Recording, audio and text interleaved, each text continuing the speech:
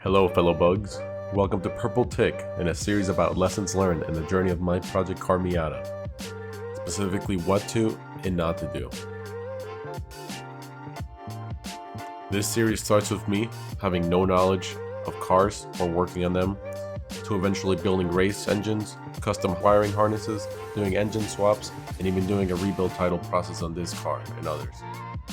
For more details on what I have done and learned since, smash that bell, subscribe, eat some grass, like, and comment. Let me know what you would like to see more of. Now sit back, relax, and enjoy.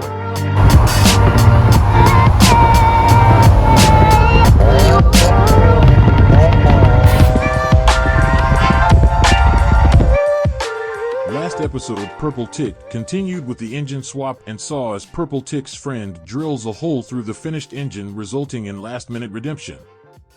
In this episode, we dive down the rabbit hole of Aswell when it comes to fully taking apart and rebuilding the Miata.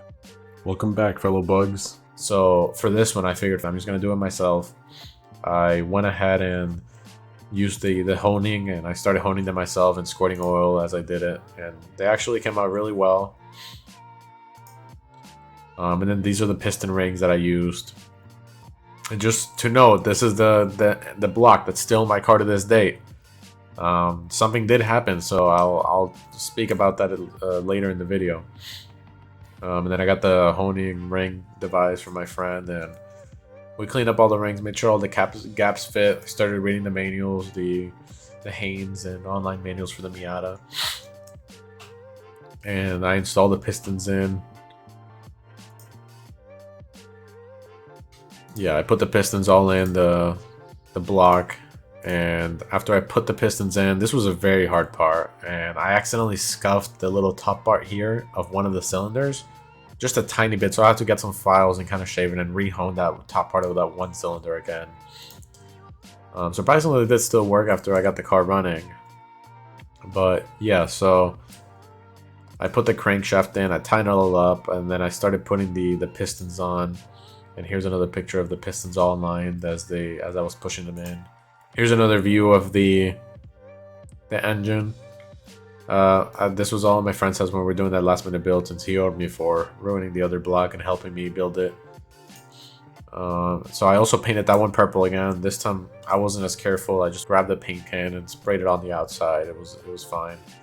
But it came out pretty good. Here's a picture of me painting it.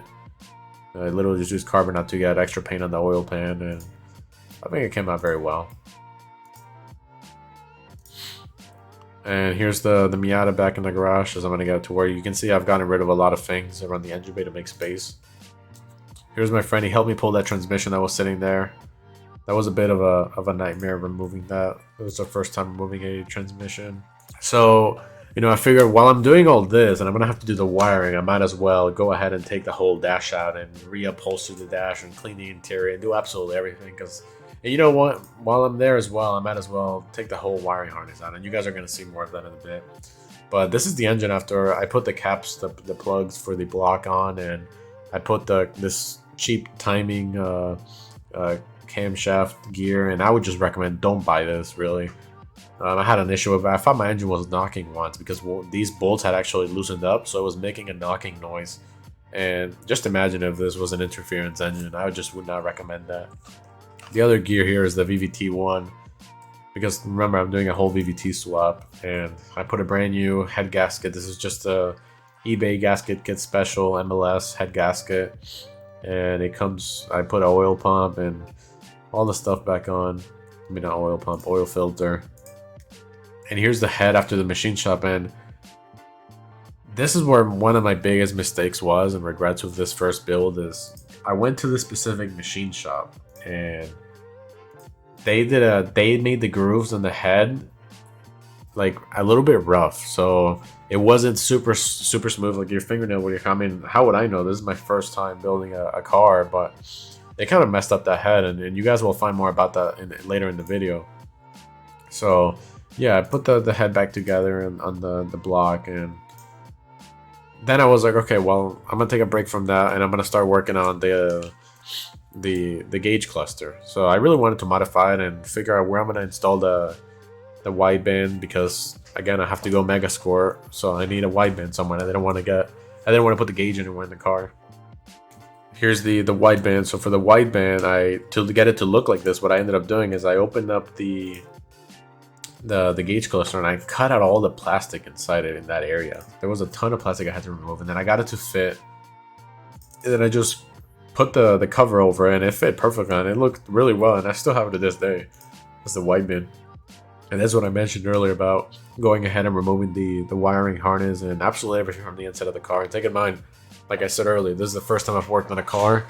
Like, I built my tools and my experience just with this car alone, and it took a long time to get to this point.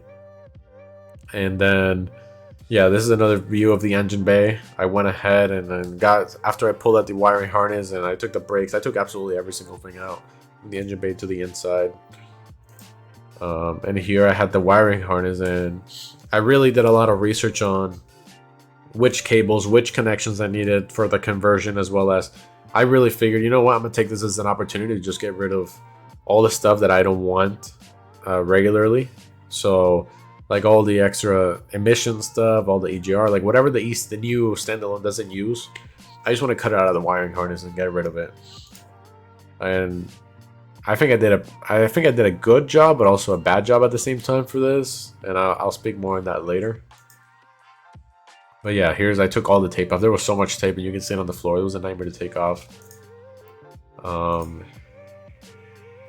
Yeah, and I started using labels to kind of label each of the wires as I was taking it out. And here's another picture of the engine as when it was fully built and it was kind of ready to go in the car. I also went ahead and I did some rust removal. I took the steering shaft and I painted it, and yeah, I also did the bar in the middle for the dash bar, and I cleaned all the rust, and then I painted it all black. And here's another view of the interior. Again, this is kind of when I just removed everything absolutely. Same thing with the engine bay, and I removed the cowls up here and stuff. And then I put the car outside, and now it's kind of when, you know, looking at my car like this, I mean, yeah, it's not fully stripped out. There's more Miatas, but they don't have the doors, fenders, anything. But it got to a point where like I was like pretty impressed that I was doing this, and I took the whole car out and I took this industrial pressure washer and I pressure washed all the carpets, the transmission, the whole inside of the car. You should have seen my neighbor's face while I was doing this, but it all came out very clean. And then for the engine bay, I went ahead and sanded it all fully, taped off what I could, and you see I taped off the interior too, because I'm gonna do the engine bay a different color. I first primered it, which I will be honest with Rust-Oleum and with the paint that I use, I would not recommend even primering. It's good if there's locations where you have like previous oil or debris or stuff like that, but it just doesn't make that big a difference. And the primer, it seemed like a waste in a lot of areas, and I actually got better results spraying directly on sanded old paint. And then after I cleaned it all up, I also went inside and I started putting kill mat. So this is sound dampening all inside the interior and the doors and the trunk. And then this is what it looked like after I painted the engine bay. It came out really well. It was all purple. It was all really good. And this is after I put all the kill mat in the interior. It came out very well. But I would just not recommend someone does this. I mean, it's good for comfort and stuff, but now I have this tar covered all of my car. It added extra weight. It added so much to the car that I just didn't really need, and kind of makes it a little hard to fit some stuff here and there and kind of work around it. Yeah, here's the trunk as well. Here's a view where the soft top goes and the panels I put there. And this should do it for this episode. Stay tuned for next week's episode. Purple Titk out. To recap, we dived into the rabbit hole of Might Aswell when it comes to fully taking apart and rebuilding the Miata, and made heaps of progress. Next episode, we install the newly built engine, restore the soft top, do a full wire tuck, and make progress towards wrapping up the Might Aswell parts.